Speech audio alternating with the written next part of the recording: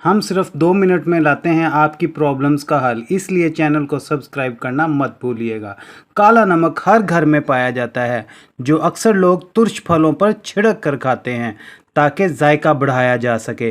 काला नमक दरअसल पहाड़ी नमक है, जिसमें जड़ी बूटियों और मसालों को शामिल किया जाता है और फिर बहुत ज़्यादा दर्जा हरारत में गर्म किया जाता है और नमक को कोयले में मिक्स करके गर्म किया जाता है ताकि इसको काबिल इस्तेमाल बनाया जा सके। मगर कहीं कहीं ये कुदरती हालत में भी पाया जाता है और बस आम नमक की तरह ही दस्तयाब होता है।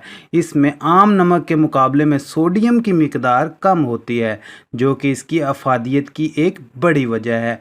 लेकिन काले नमक को इस्तेमाल करने से क्या फ़ायदा होता है, आइए जानते हैं।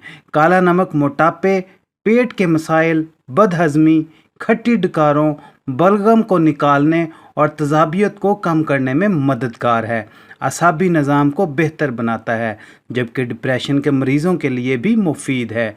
काला नमक दौरान खून को बेहतर बनाता है, जबकि हिचकियों को कम करता है।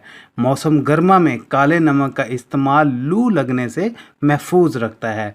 पेट के कीड़ों की सफाई और नुकसान पहुंचाने वाले बैक्टीरिया का खात्मा करने में मददगार होता है। लेकिन माहिरीन कहते हैं चूँकि इस नमक में सोडियम की मिकदार कम होती है, तो वो अफराद जो हाई ब्लड प्रेशर के शिकार हों वो इसका इस्तेमाल कम ही करें।